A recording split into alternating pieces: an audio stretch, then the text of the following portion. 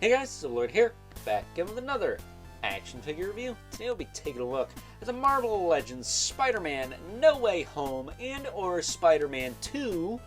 That's what it said on the box. Kind of surprising, just like the Tobey Maguire figure anyways. But at any rate, today we're taking a look at the deluxe Dr. Octopus, Dr. Otto Octavius himself, or in this case Alfred Molina, playing Dr. Octopus and or Dr. Otto Octavius himself. Oh my god, it's Alfred Molina. Thumbs up the video if you remember that meme. But with that being said, this of course is brought to us by the fine folks over at Hasbro, and of all of the figures in the Spider-Man No Way Home line, this is my favorite because it is A, Alfred Molina as Dr. Octopus, and B, it is Dr. Octopus from the original Sam Raimi movie Spider-Man 2, for the most part. You know, it looks just like that Dr. Octopus, which is pretty much the same thing as No Way Home. So, unlike Green Goblin, who needs a completely different figure to look like the first movie figure, this guy doesn't. So you can just get this guy. Get two of them. Have one on a Raimi shelf, have one on an MCU shelf. Pick your own adventure, as they say. So, with that being said, let's cut right to the chase and get into the meat and taters of this review. Taking a look-see at his accessories. He, of course, comes with a pair of open hands. Kind of like open grip hands. Kind of wish they were, like, more flat. And then he's got two of these. So you know I ain't lying. Little tentacle hands. Little grabbers that you can fold up into like these drills, because I do believe he drilled into the ground at one point. That's cool, but I would have rather they put the articulation on the claws he has on the top here, just because these are actual like grabbing poses. I don't know why they didn't just give you these, but like this. Like, I don't see the point of having these open up. They're like slightly nicer versions of these guys down here. You can even see that. And these also have the little dot in the middle. Most of these don't have that, so I don't know why that is. Oh, the top two do. I guess if you wanted to, you could pop these onto the bottom here, but whatever. Maybe that's what they're for. But either way, take a closer look at Dr. Octopus, Dr. Otto Octavius. These tentacles, by the way, they're glued in place, so you can't take those out. They are on very stiff bendy wire. So I would almost advise heating this before you try posing it, but I didn't have to do that on mine. But you can get them to stand up. It is doable. I'll have it like that for the final thoughts, but it is tricky. Not gonna lie. So, that said, his articulation, he's got a double ball peg in the head, rolls all around.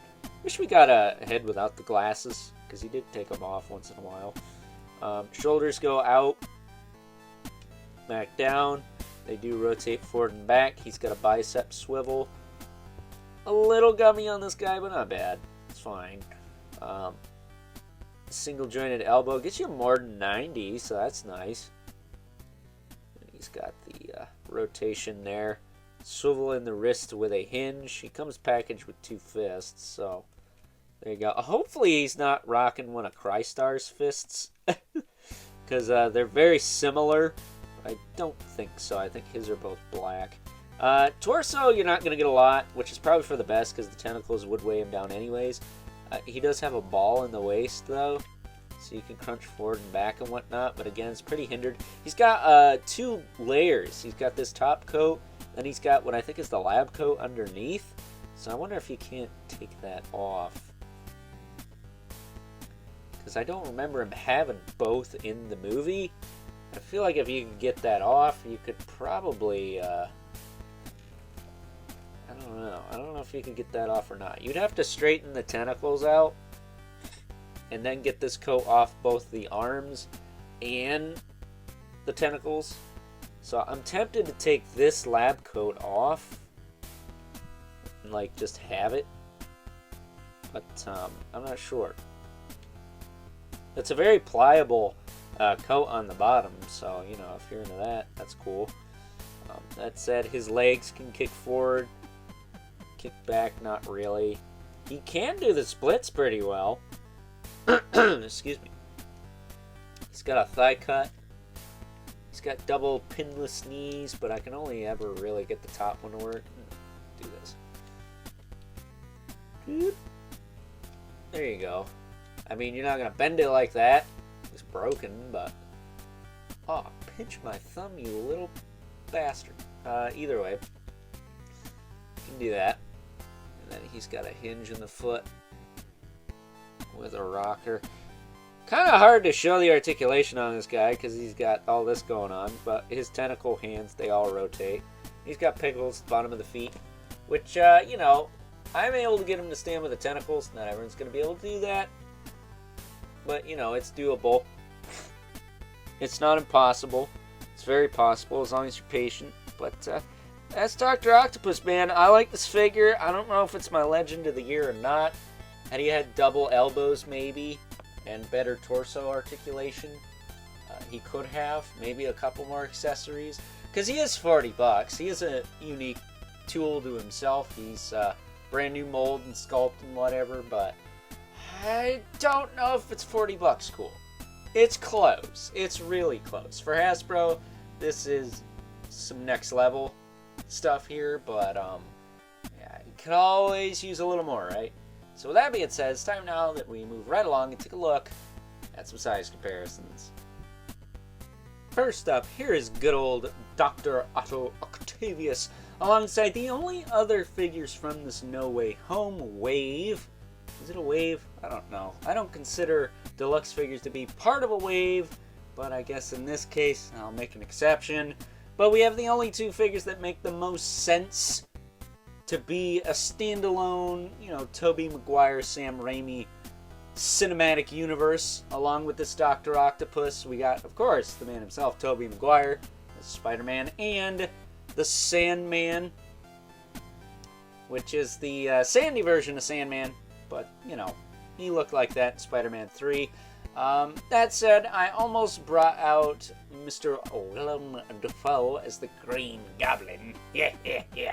But he was very specific to No Way Home, and while that's cool and all, I want eventually a setup of just Sam Raimi stuff, you know. So hopefully we will get a Green Goblin to go with these, and a colored Sandman, and maybe even a Venom in the new Goblin. You know, I'm not opposed to that. Sad getting these two out of here. Excuse me.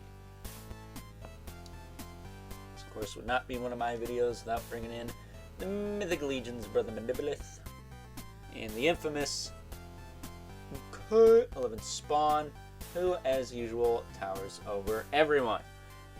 That said, I think even in real life, Michael J. White, that's the guy who played Spawn in the movie, right, is taller than Alfred Molina. Maybe I'm wrong, but either way. With that being said, random side tangents about celebrities aside, it's time now that we wrap things up. Some final thoughts.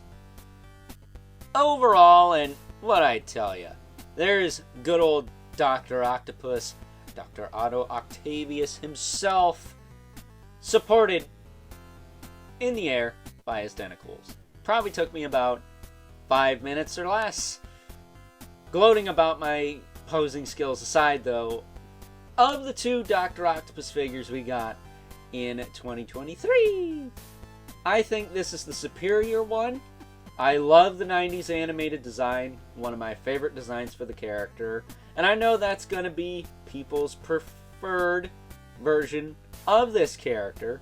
I totally get that. It is technically mine, but I do like the Sam Raimi, Tobey Maguire stuff that Hasbro's doing, and this figure is no exception to that. They did a fantastic job bringing Alfred Molina as Doc Ock to life in plastic form, and I wouldn't have it any other way. I don't know how else they could have improved this guy other than including a head without the glasses, maybe some extra hands, maybe, you know, 4 of each of the grabby claw things. Other than that, I don't know what else they could have done here. Maybe some double jointed elbows. but the single joints do get past 90 at certain angles, so, you know, can't really complain there. That and the tentacle connection on this figure is superior to that of the animated one. Granted, you could always glue those in yourself, but you shouldn't have to do that. That figure was 30 bucks though, this one is 40, so if that extra $10 is worth the price of that glue and the extra grip claw things, because other than that, they come with the same amount of accessories, these two Doc Ock figures, then by all means, have at it. But for me, it was worth it just to have this character on my shelf, which actually, that's a lie. I'm mounting him to the wall because what else am I supposed to do with this figure? He looks awesome like this. I can pose him out on the wall like this. I can't do that on the shelf with the shelf space I have. So with that being said, I hope you guys enjoyed this review. Until next time, I'll catch you guys later.